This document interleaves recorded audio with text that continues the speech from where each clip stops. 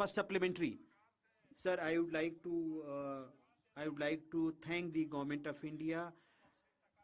The Patna airport has been modified and it is updated now. Please ask your question. I would like to thank the government for updating the Patna airport. The answer which has been given, nothing is going on record. This is the question hour. Nothing is going on record. Nothing is going on record. Sir, a statement has been given here in the form of reply, but the answer is not very clear, sir.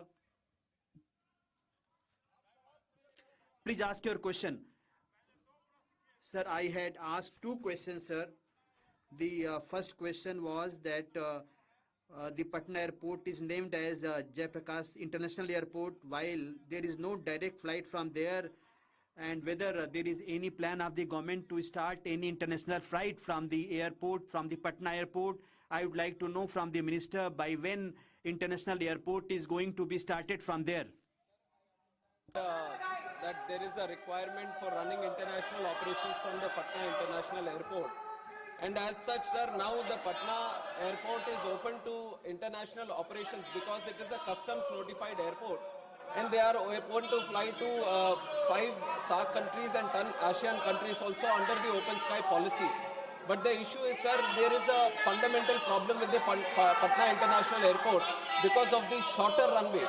Because of the shorter runway, there is a load penalty that applies to the aircrafts, through which they are not able to run with operational efficiency and to carry the highest capacity. So that restricts the commercial viability of having these international operations. But there are alternative solutions that are being worked out. And whenever we see, sir, when we want the airline operators to operate these international, one is first having an air service agreement with those countries, having the points open so that the connectivity is there, the point of call is there between the two countries. On top of that, the airline operators look for commercial viability also. And here the problem of the commercial viability comes in because of the load penalty issue. And that is one reason we feel that is why the international operations are not there. But either with this, sir, now Beta, which is another airport with a longer runway, that is also coming into operations. And then under the budget, we have announced another greenfield airport also. So there are many solutions that are being worked out because for us in the country, Bihar is one of the most priority regions. On behalf of the central government also, I can say, sir, as early as possible, we are also working towards a solution so that Patna, not only Patna and other airports from Bihar also, let's say Gaya airport, the international operations increase from these airports. Second supplementary, Dr. Bhim Singh. Sir, I would like to know from the Honorable Minister whether viability studies would be undertaken by the private companies. He is saying that decisions are taken on commercial basis, on commercial viability basis. I would like to know from the government, from the minister, by when viability study is likely to be done and what efforts are being made to increase the length of the runway. For a long time, and we have tried every single bit, and land is a state subject, sir, and we have requested the state many times for expansion of the runway and requested for land. But there, if you see, on one side there is an existing railway line, and on the other side there is a historical clock tower, and there is also a geological park. So it is very, very difficult to obtain land in that area to expand the runway. And when it comes to commercial viability, sir, like I said, there is a penalty of 2 to 2.5 tons, and that is equal to 20 to 25 vacant seats. Now we have to run with 20 to 25 vacant seats to come under the load penalty. And if you look at the numbers, there are some numbers that the surveys say. To Dammam, which is in Saudi Arabia, Patna, people traveling to Dammam is approximately 582 seats per week. And if you look at Dubai, it is 481 seats per week. And usually we take this 186-seater Airbus to travel to these destinations. And if you look at 580 or 480 seats that are traveling from Patna to these locations, it is translating into 3 flights per week. Usually the commercial viability happens when there are 7 flights per week. There is a demand to run 7 flights per week. So we are looking into this, sir. We are doing the study also on how many people, because so that it becomes easier to convince the private airline operators also to operate these sectors. And in fact, the operators also do their own surveys, because they are also in the intention to connect more areas, to connect new routes. So definitely this is also under consideration, and we will support from our side also so that this survey or the viability is thoroughly being addressed. Thank you. Manya Ashok Mittal. Shri Ashok Mittal.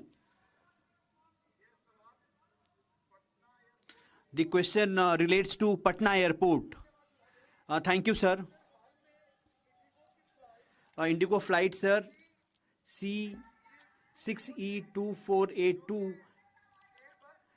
which is Airbus 320 and 317, that was Delhi Patna bound at Patna Airport.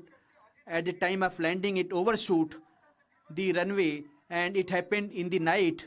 And sir, the runway length of Patna Airport has been a matter of concern for quite long.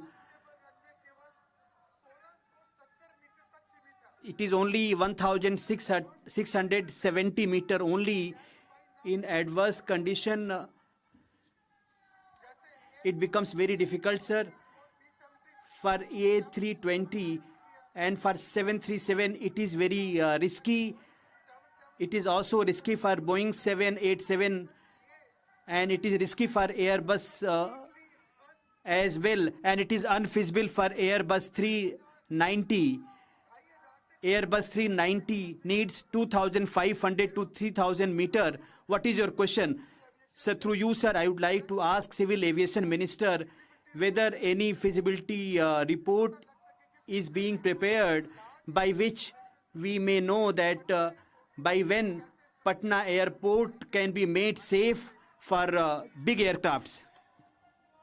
Based on the runway constraints, which the only honorable member has also mentioned, the Patna Airport is a smaller runway, sir, where there are restricted operations with the load penalty only, and which is very much thoroughly followed by the regulator and the airline operator also, so that safe operations happen at the Patna Airport. And whenever these kind of incidents happen, they are properly investigated and ensured that the next time these kind of incidents don't happen. But when it comes to the futuristic solution on having wide body operations and having long overhaul operations from these areas, then it is proposed to have a new airport only, Greenfield Airport. But as this airport is restricted, and if you want to expand the runway also, it is physically impossible, because there is railway track on one side and there is a clock tower on the other side, and without the land you can't expand the runway also. So within the stipulated runway of what you have mentioned to be 2,100 meters, to have these wide body operations is not at all possible. So an alternate runway which can cater for the wide body operations is being considered. In the budget also, a greenfield airport for the city of Patna has been proposed. So we are actively looking into this solution by creating alternative airport. Dr. V. Sivdasan. Dr. V. Sivdasan. Dr. V. Sivdasan, yes, you sir. have a question, Yes, sir. supplementary. Yes, sir. It relates to Patna Airport. Yes, sir. My question is related to the. Patna Airport. Sir, my question. Yeah, my question is related to airport, sir. Yes, Patna Airport. In his answer, yes, our respected minister says the commercial viability of the functioning of airport. My question is, sir, the commercial viability. The word commercial viability.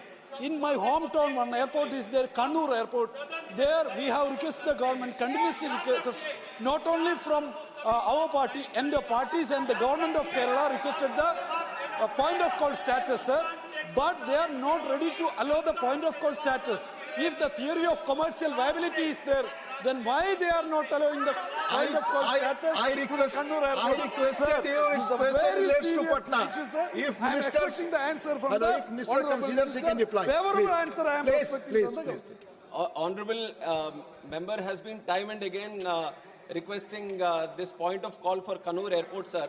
But if you had heard my answer, which I have answered before, I have mentioned that the first is to have the point of call in the air service agreement with that country. only then the commercial viability comes into it. It's not the other way around, where the country works out the commercial viability and then looks at this. Let him reply. Only the, minister's reply is going. On this specific issue, sir, Kerala is the only state where 3 airports already have point of call. 3 airports already have point of call, and this is the 4th airport which is coming for discussion. And there is an option for our Indian aircraft operators to fly from Kannur to any destination. It is all open. Only for the foreign carriers to come to that place, you need the point of call. So there is no complete restriction as such that without point of call, you can't travel internationally. The Indian airline operators can travel to these destinations. And you also have to keep in mind, sir, that the point of call is given between the geopolitical relations is also taken into account between these 2 countries. And you have to see that India has so many airports now, you can't open all the airports to point of call, and you can't fly to 1 or 2 destinations in that country also. These are certain things that we also have to keep in mind, that when you want to open a country to all the locations, then you have to have an equal level playing field. And for Kerala Airport, you already have 3 points of call. And definitely, if the time arises, and if the need arises, and if both the countries agree, then we will keep it as a point of call. Thank you. Last supplementary on question number 1.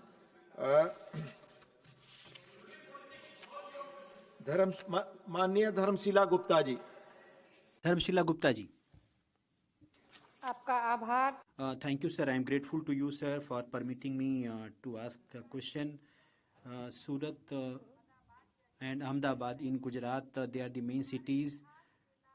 Lakhs of people go from Bihar for employment. They are settled there in Surat and Ahmedabad. Most of them, their families live in Bihar. Through you, sir, I would like to ask and request the Honorable Minister, what is your question?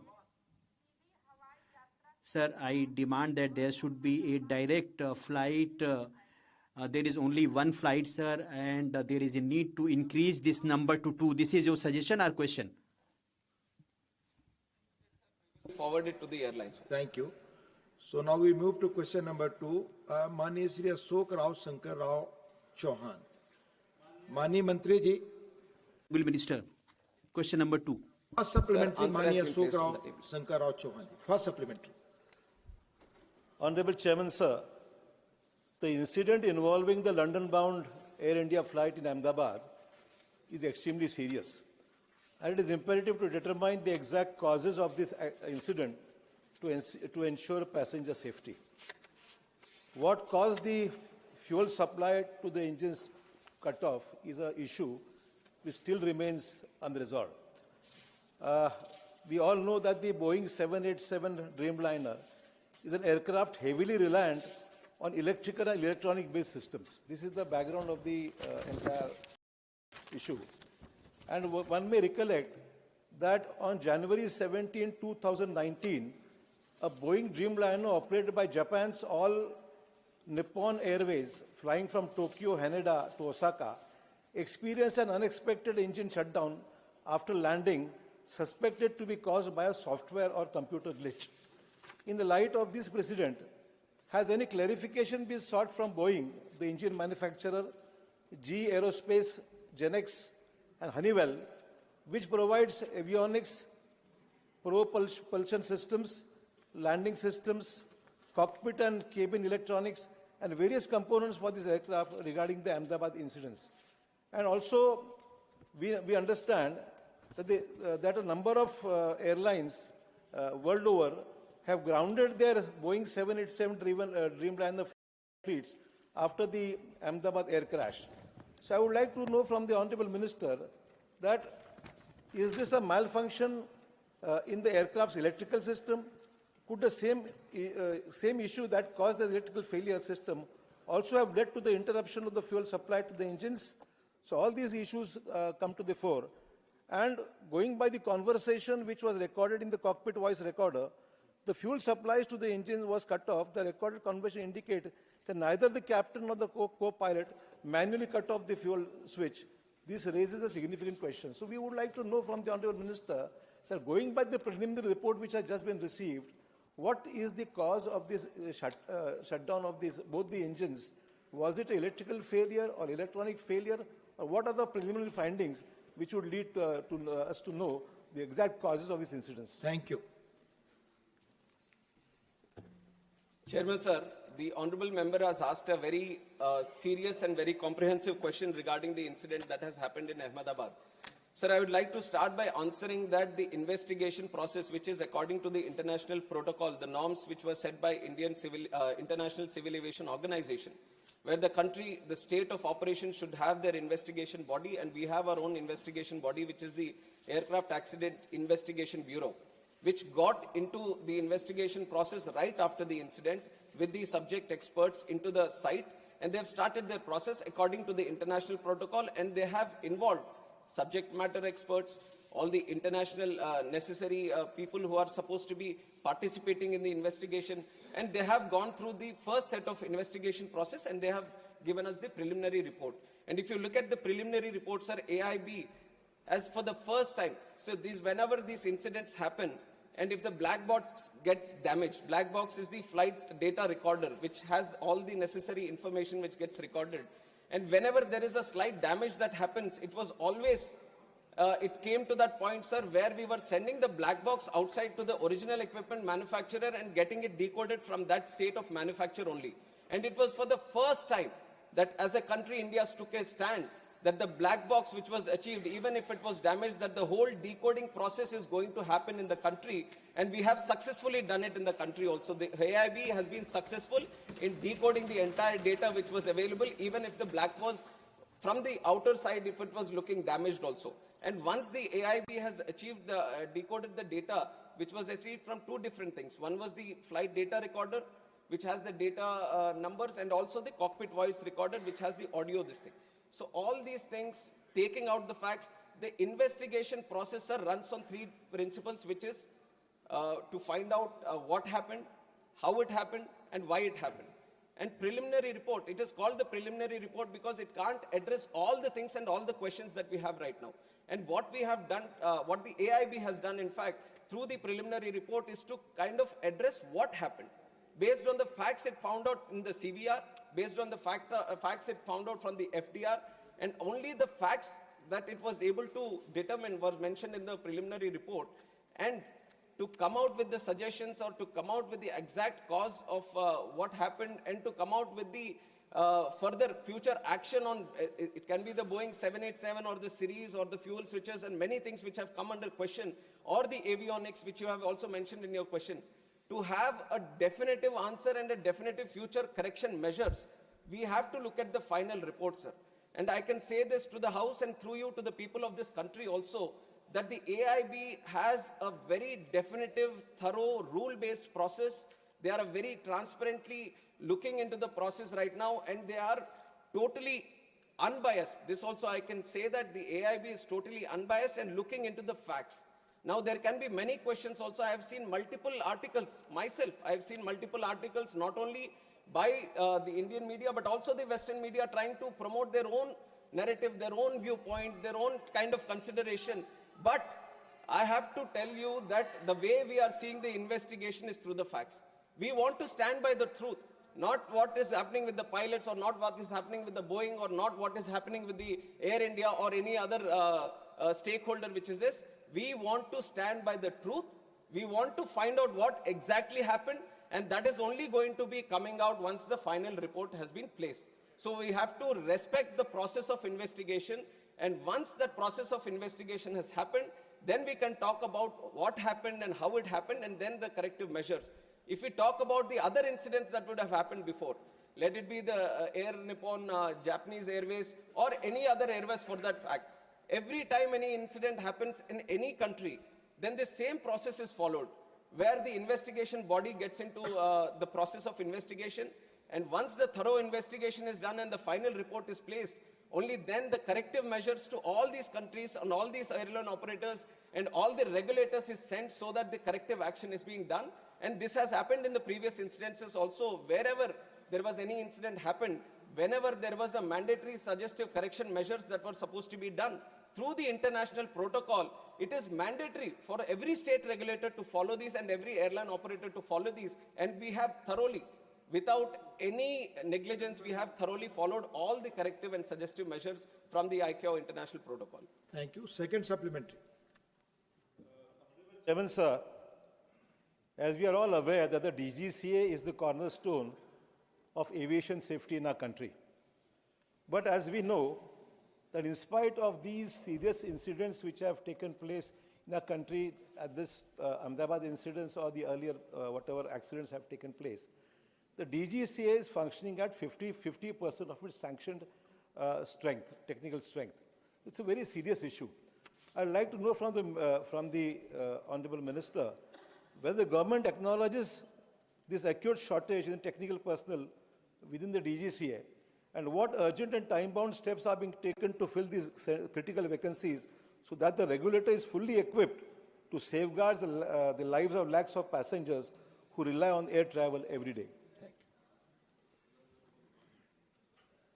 We all know the kind of progress civil aviation took in the last 10 years, and I have also been time and again talking about the tremendous numbers depicting the growth that we have seen in the country, right, in the number of aircrafts or the passengers that travel through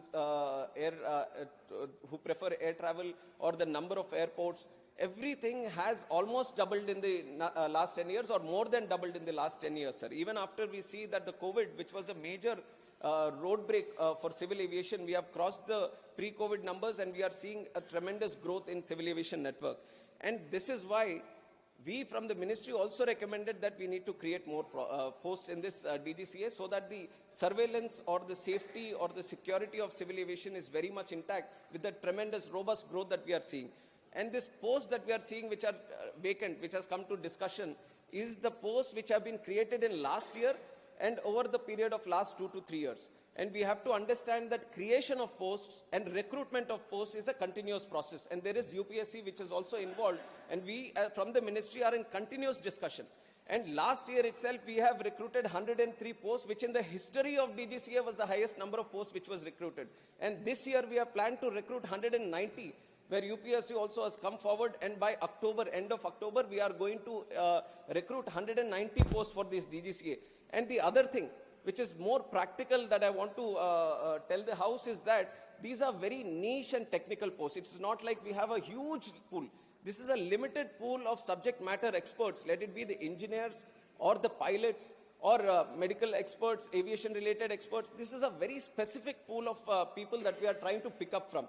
And it is a very tough process of picking up the right people, because these are going to be the regulators, these are going to be the inspectors, these are going to take care of the safety. So the recruitment process is also a very rigorous process, and we are doing our, we have taken notice of this thing also, and it has been continuing process, and we are putting more pressure so that the timelines for the recruitment also come down, and very soon we are in the process of achieving 90% of these vacancies also to be recruited. Thank you. Third supplementary, Manisri R. Girirajan. Thank you, sir. I would like to know from the Honourable Minister whether the government has formed any high-level committee and formulated any new norms and procedures to be adopted and complied during the safety audits and routine inspections of each and every flight before the takeoff, and to provide special refresher training to ensure the physical, mental and emotional stability of the pilots are stable and fit to fly after they complete the 1,000 hours of flight. Thank you, sir. Thank you. Sir, like I said, after the incident itself, one aircraft investigation bureau, they are running the investigative process into finding out how and why the incident happened. And on the other side, overlooking in a holistic approach on the safety measures and what can be done further. Because not only within the country, we are also trying to study other countries across the world where there might be better safety measures in their own countries. So we have also formed a high-level committee under the chairmanship of Home Secretary, and all important people from the aviation are also participating in it. And they are calling people from multiple sectors who are necessary to give more suggestions regarding this. And it is an ongoing process, sir. It was formed right after the incident, and it has got a timeline of 3 months so that they can have multiple meetings within this. And the question which has been put up by the honorable member is also discussed within that committee, and we are all hoping that they come up with some good measures. We already have very robust safety mechanism in the country. We all have to be aware of this process, that it is not that something extravagant or something outside the box is required for the country. We have a very good safety mechanism. Today, if you look at the numbers, today domestically there are 2,909 departures that are happening in the country. 2,909. And internationally, if you look, 624. So overall, the number of departures that are happening every day from the country is 3,500. And around 5 lakh passengers are traveling every day by air. Even today, these are numbers that I have taken from today. So 5 lakh passengers are traveling safely every day. 3,500 flights are taking off every day from the country. So we have a very good process, but we are not stopping there. We want things to be brought down to zero in terms of incidents or anything. That is the process that we have.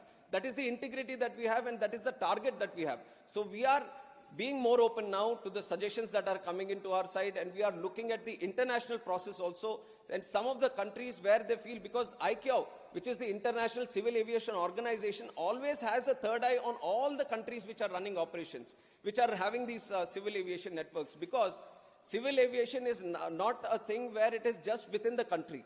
It is not limited within the country. There are airlines from our country which are registered in India going into other countries and picking up and traveling passengers of other countries also. And likewise, other countries, airlines are coming into our country and they are picking up our passengers. So this is a global thing. And all the countries which are having these civil aviation departments or ministries or sectors, they all have to comply with the Civil Aviation Organization, International Civil Aviation Organization protocols. And we have been very committed to maintain those protocols. And we have a very effective score of 85 in the International Civil Aviation Organization safety score. And there are other countries, and you have to imagine the numbers that India has. We have more than 160 airports in the country. And I've given you the number of passengers that are traveling every day. In other countries, you might say that New Zealand or UAE or this thing, how many airports they have? 1, 2, 3. And we are operating at such a vast scale. And that is not like an excuse I'm putting, but that is the kind of growth that we have seen in the country and the kind of growth we are trying to maintain by also having a 100% safe and secure civil aviation network. Dr. Fauzia Khan. Sir, I would like to ask the Honorable Minister that a Boeing B7878 aircraft VTANW was involved in an air turnback incident due to in-flight shutdown of engine 1 of flight number AI131 during climb on the 4th of August 23. Sir, from the Chhatrapati Shivaji Maharaj International Airport, Mumbai to Heathrow on the 4th of August, this flight was leaving. As per the incident report of DGCA, an HPC stage 10 blade went missing due to improper installation of locking lugs. That made dust accumulate in the left-hand engine, leading to the engine's surge and subsequent engine shutdown. Sir, an RTI... Be brief. That's brief only. Sir, an RTI query to the DGCA has revealed that 65 in-flight engine shutdown incidents occurred between 2020 and 2025. So that's quite a large number. In that regard, what specific measures will the government take, as you spoke about such a large number of operations? So, and we have very advanced technology as well. So in order to have a quick before-flight inspection of engine and exhaust systems, what measures will the government adopt? Thank you. Sir, in terms of safety, I have to also tell that the DGCA has inspections which are planned surveillance, ramp inspections of both the domestic and the foreign sector, spot checks and night surveillance. And this is done through an annual surveillance and safety plan that the DGCA prepares. And based on the regular checking that happens, they have a overlooking safety audit also that is happening all over the country. And they keep monitoring each and every plane. They keep monitoring each and every airport and all the safety measures that are being listed. and everything is very thoroughly monitored. And whenever these kind of incidents happen, let us say there is an in-flight, some engine malfunction that has happened, and these, you have pointed out to one specific aircraft where there seems to be a one specific issue, but there are multiple kinds of issues that can happen. Some may be due to the weather, or some might be due to bird heads that happen. So there are multiple unpredictable and weather-related issues also that are there. Everything is properly taken into account. But for that, to ensure that the operations are still safe, even if it is mid-flight journey or on the ground, any incident that is happening, there is a thorough protocol. And it is not that we have invented the protocol or we have invented the safety process.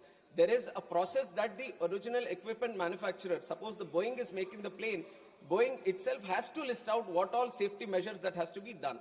And on top of that, the FAA, which is the state regulator of that country, it also goes through a process of seeing the design, the maintenance and manufacture. It comes out with the process. Then there is the International Civil Aviation Organization, which overlooks all this, and it comes out with the process. And once that plane is coming back to our country, our state regulator, which is the DGCA, it goes through all these processes, and if mandatory, add some more processes from its side, so that every single flight before it takes off goes through a specific maintenance based on the line maintenance, base maintenance, engine maintenance. Everything is properly checked from the pilot also. Before taking off, pilot also on ground, he goes around the aircraft and checks all the things.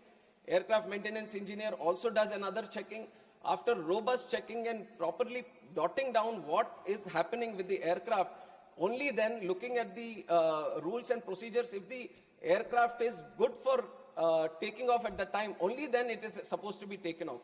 So all the processes are thoroughly listed, and we, on behalf of the ministry and from the regulator DGCA, we ensure that there is no negligence and there is no incompetence on any of the processes, and everything is very thoroughly monitored.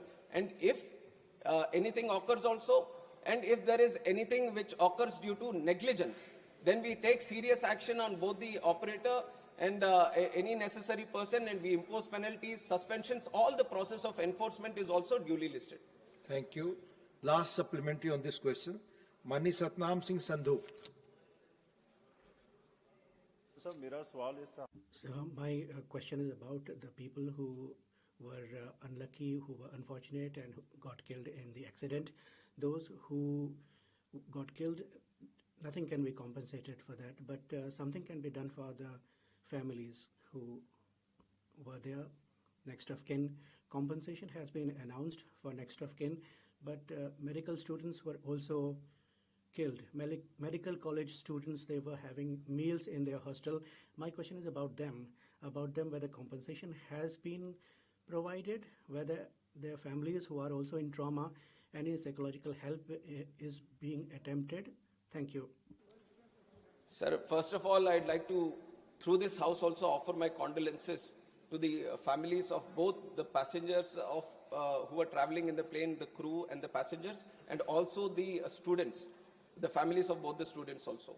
And this has been our idea right from the time the incident took place, that we are not going to differentiate between the victims, saying that, Acha, these are the people who have traveled in the plane and these are the other ones who have got affected or succumbed to outside injuries outside the plane.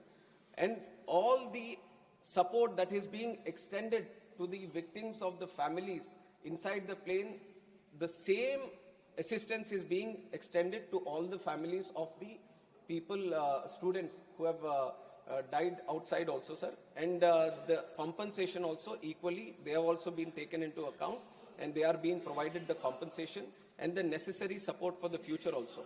Much of this, the responsibility has been taken by Air India, and combinedly, all the people, both in flight and off, everyone is being taken care of, both from the family side, and all the compensation is being equal. And this, not only in terms of compensation definitely equal, but in terms of assistance also that we are trying to provide from the government side, there is no difference. We are keeping, both are being taken into account in the same process. Question number 3, Srimati Rekha Sharma ji. Mani Mantri ji. Honorable Minister, please. Pehla supplementary. First supplementary now. Sir, through you, I would like to ask Honorable Minister, sir, whether the government has undertaken specific initiatives to promote digital upgradation and adoption of emerging technologies such as artificial intelligence among MSMEs in Haryana to enhance productivity and competitiveness. माननीय मंत्री जी। Honorable Minister, please.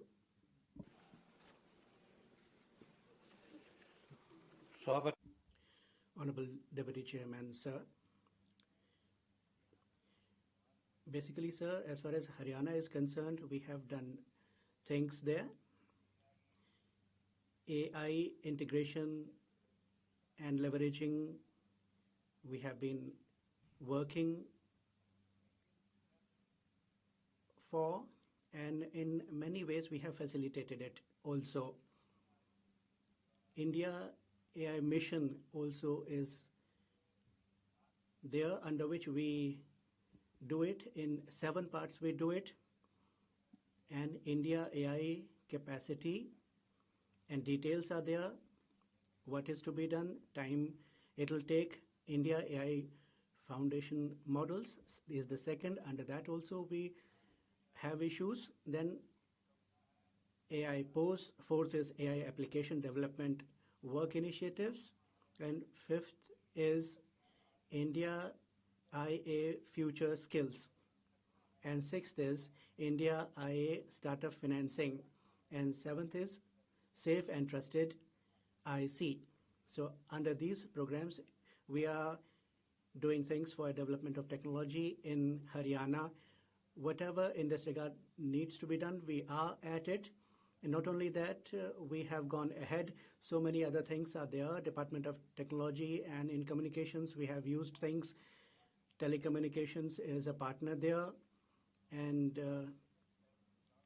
there are other agencies also. We have connected agencies so that cyber crime can be prevented. So we have put all this to use in Haryana. Second supplementary, Rekha ji, Honorable Member. Honorable Minister, sir, whether any financial incentives, capacity building programs or support mechanism have been introduced to facilitate this tech transition for MSMEs, and how is Ministry assessing the impact of effectiveness of these initiatives, particularly in terms of digital adoption and improved business outcome? माननीय मंत्री। Honorable Minister, please. Sir, Haryana government has gone in for digitalization and technology upgradation, and we have put in place measures. And first is Padma, is a program to assist in development of MSME, and holistic support we are providing for MSME in infrastructure and in branding also. And we give financial support also. 1,000 crore rupees we have put in there. And second is SSN on technology acquisition scheme, and we have put in our assistance. New and patented technology enhancement has to be there. It is on demand basis. Whatever demand comes, we go accordingly. And approximately 50 lakh people, 75% of them have got subsidy also. They are covered. And third is Haryana Rural Industry Development Scheme, and there also industrial development in rural areas, in backward areas we are taking up. We are enhancing it now. And third is mini cluster development scheme, under which we have given 2 crore assistance to people, and 69,000 also have got it, and we have enhanced it. And government is taking note of other schemes also. So many schemes are there under which we have done work. I have a very long list with me, and if the honorable member wishes, I can send the same to her.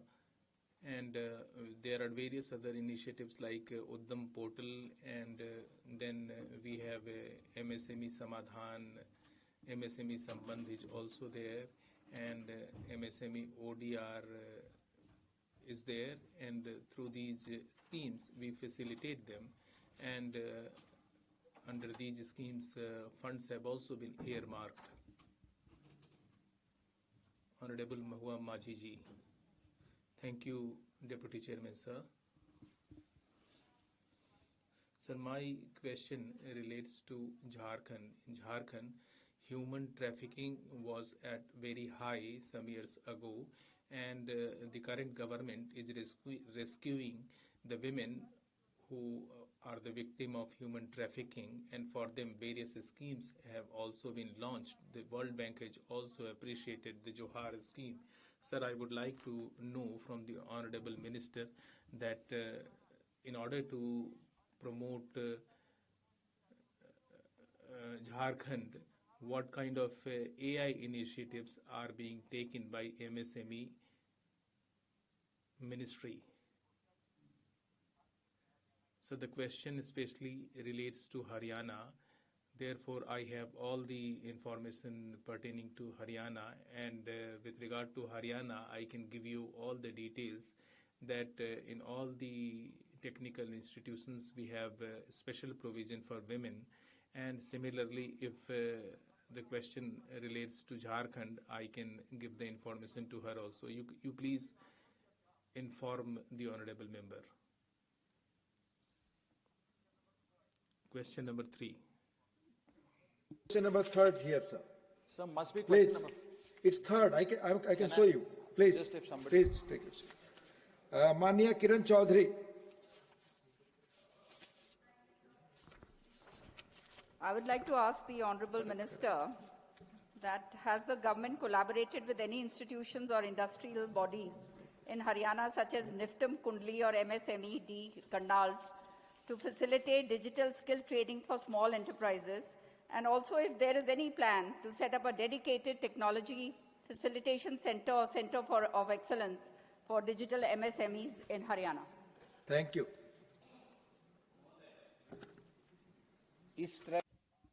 So, for such activities, we are running tools room in all these states, including Haryana. As far as Haryana is concerned,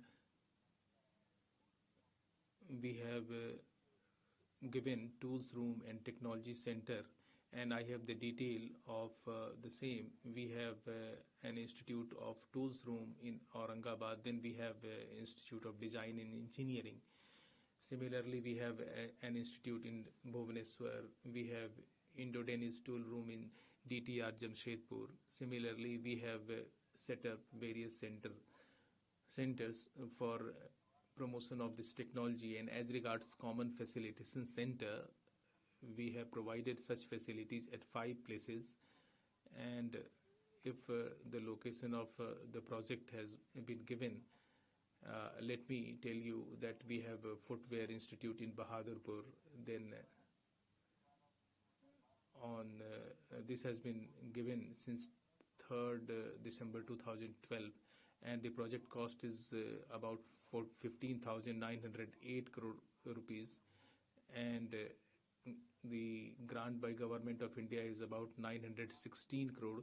We have a printing cluster in Karnal also, sir. It will take some time to provide the detail, but I have the detail with me, and I can give her all the details. And as I have spoken about clusters, we have one cluster, food cluster in Bahadurgarh, then we have printing cluster, then we have another cluster in Yamunanagar, then we have plywood cluster in Yamunanagar. When these clusters have been started, all this information has been indicated in this.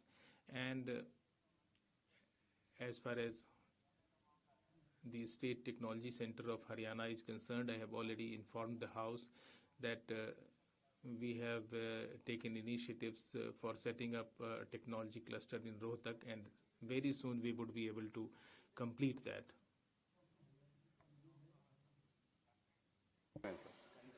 So the country is, we have one country. Sir, I would like to speak about MSME. Lakhs of people are depending upon MSMEs. However, they are struggling to get a decent income from the sector. Lack of the proper support from the government will create various problems in front of them. So my question is, how much is the total allocated amount as a union government subsidy to this sector? Thank you. Thank you. Mahoday. Sir, in a way, MSME has three organs. We have micro, medium, and small sectors, and we are especially taking two measures. First, we have created a portal, and that portal is known as Uddam Portal and Uddam Assist Portal. As far as providing more funds to it, I would like to inform the House that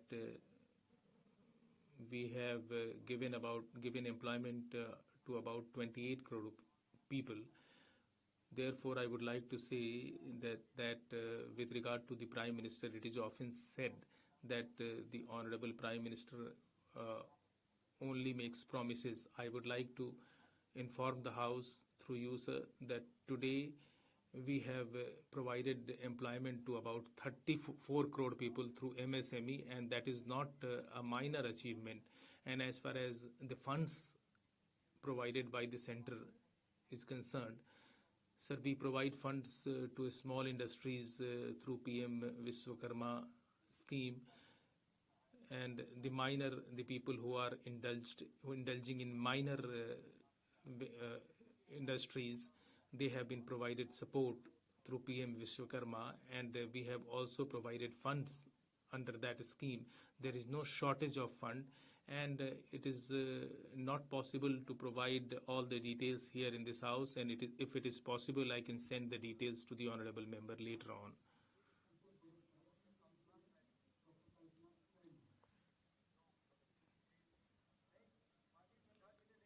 Honorable Chadha ji did not take his supplementary. Now I am coming to question number 4, Manoj Kumar Jha ji. Honorable Minister. Sir, I have not yet asked my question. First, I will complete the formality and then I will give you the chance. Sir, thank you. I was a bit worried that I might lose my time. We have sufficient time. Please ask the first supplementary.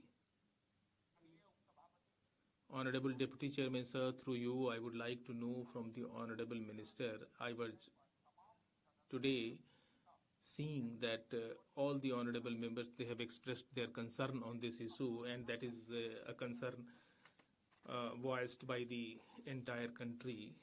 So a report has been leaked, and in the television reports, pilots, they are turned into villains, and they will not come on the television and they will speak about their role. Sir, my first supplementary is about the fact that when the US Federal Administration in 2018 and UK Civil Aviation Authority, they have already issued advisories regarding fuel switch system. And recently in the Boeing 787 aircraft, you have made it mandatory that the safety security mechanism has to be checked. 2018, since 2018, in 2024, why does it take a crash of this nature to do what should have been done in a routine way? Thank you. Sir, your question also has the answer. In a routine way, all these checks are already done. When there is a directive that is issued, then there is a special check that is done. But in terms of all the equipment that is there, according to the protocol that is listed, all the checks are thoroughly done. It is not that only when they say that this has to be checked, there is a special check that is done. All the fuel switches, all the cockpit, all the tires, everything get checked very robustly, very regularly. That is why we have a very tough process. But taking an advance, like you said, we wanted to be more thorough. All checking has been duly happening from that time. And what you have mentioned, what the FAA has done also, there are two types of directives. That is, one is the AD, which is the Airworthiness Directive, which is a mandatory, that all the other state regulators, they all follow. But what you have mentioned right now is a special Airworthiness Information Bulletin. which is not a mandatory thing. Like you said, if necessary, then the state regulator can do it. But at that point of time, the regulator also took a call that this is not a mandatory thing, and we, on our process of ensuring safety, we have a very good, robust process. So there is not a special check that is required because it was not a mandatory thing that was advised. But after the report has come, we have taken that also into cognizance to ensure that there is further, because like you said, these reports that have come.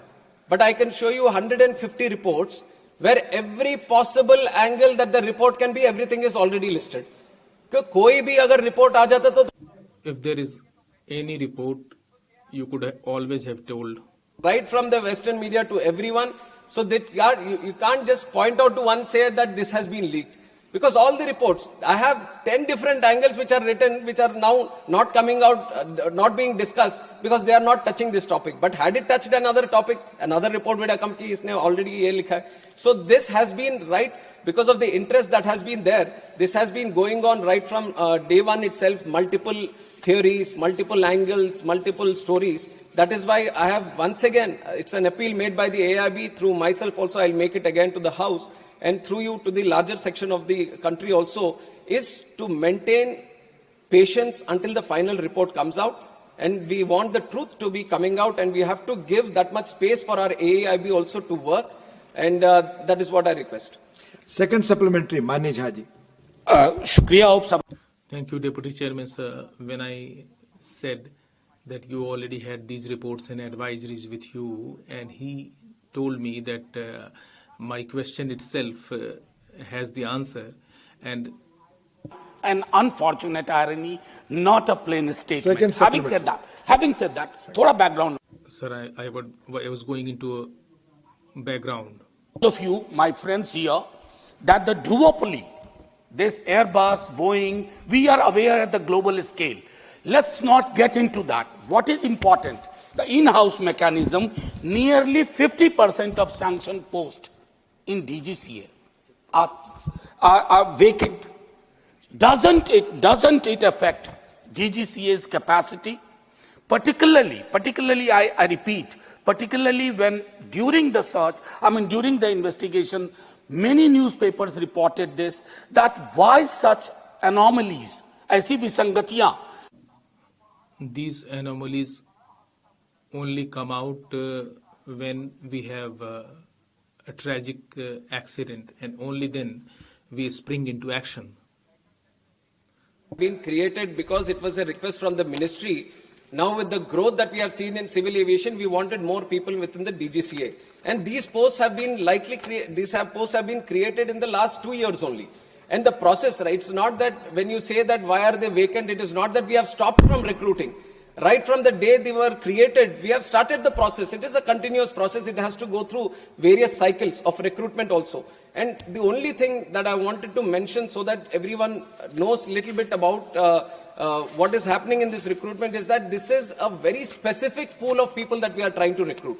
It is not that we have extensive pool of people. These are subject matter experts, especially in aviation. We are trying to pick up senior people that we are trying to pick up, and who have a demand internationally and in other wings also. And we have a lot of people coming in from Air Force, and they have their own preferences also. So there is a limited pool that we are trying to work with, and we have done every single, in fact, we have put in more effort to do this. That is why I have also mentioned that in the last year, 103 posts which have been recruited was the highest ever. Because we wanted to speed up the process, we wanted to ensure that DGCA, the posts that are created, is well equipped and it is full of people that have to be recruited and no vacancies. It is an ongoing process. This year we are committed to take in 190 more, and also in the future all the posts are being worked out in such a way that no vacancies, the situation of no vacancies does not arise. First supplementary, Mani Sanjay Singh, not present. Mani Sri Raghav Chadha. Thank you. Thank you so much, sir. Sir, India's civil aviation sector is booming, no doubt. But it appears that the regulator, the DGCA, which is the backbone of the sector, is cracking up under pressure. I say this because it is understaffed, it is underfunded, and it lacks autonomy. Sir, Parliamentary Standing Committee की report बताती है कि The report of the Parliamentary Standing Committee tells us that in 2024, in technical posts. I'm not talking about overall vacancies. There were vacancies of 55% in technical posts. And what is their role? Their role is air safety inspection, pilot licensing, aircraft maintenance, and airworthiness. So this is not shortage. This is really, this is in fact a crisis. Sir, I'm coming to the question. Skies. तो मेरा माननीय मंत्री. Therefore, I would like to know from the Honorable Minister through you, sir, that first, DGCA, then we have SEBI and TRI. On the similar lines, we cannot convert DGCA into a statutory body, and by what time technical vacancies will be filled up? That the DGCA is not under any kind of pressure. It is operating with utmost seriousness, professionalism, and all the requirements that are there that actually strengthens it according to the International Civil Aviation Protocol. At this moment that you're seeing, I've already explained it in a couple of questions also, the situation is that the posts were just recently created. And like you said, when it comes to the technical posts, you need that right technical capabilities people only to be sitting in those posts. And when you look at that kind of experience, that kind of situation, then obviously the pool which is limited makes it much more difficult to engage these people. And these are people who are having to regulate the safety, which is of the prime most importance. The whole fundamental pillar for the growth of our civil aviation sector has been the safety and security of the people and the operations. So keeping that intact, the process itself has so much technical this thing that it gets a little difficult, but we have been trying with the UPSC and other people also to engage the right people so that the timelines which takes for it to engage these people gets reduced. And Honorable Member has also talked about the budget. We have seen in the last 1 year also the 10% increase in the budget is there, and accordingly whenever required, definitely your suggestions have been noted, and whatever best can be done to assist DGCA to be more powerful and more engaging in terms of ensuring the safety, we will be doing it from our side. Mania Priyanka ji. Thank you so much, Honorable Chairman, sir. Sir, there comes a moment in time, when we keep our politics aside, and this particular air crash gave us that moment for even civil aviation to understand the challenges and the loopholes that exist. Sir, my question is very specific, which I've written to the Honorable Minister about, that he told us to be patient with the final report. We were absolutely patient with the interim report too. But why is it that the report was released to the Indian people at 2 a.m. in the morning, and there was no briefing done with regards to the AAIB report? Sir, just one second, a question related to the same thing. Pilots have raised their concern that there is no aviation expert who is sitting on that AAIB panel. Why is that so? If Honorable Minister could address that, I'd be grateful. Thank you. Thank you so much.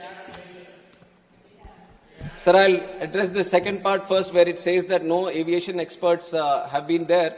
It is not true. There are two subject matter experts in terms of pilots who have been engaged within the investigation team.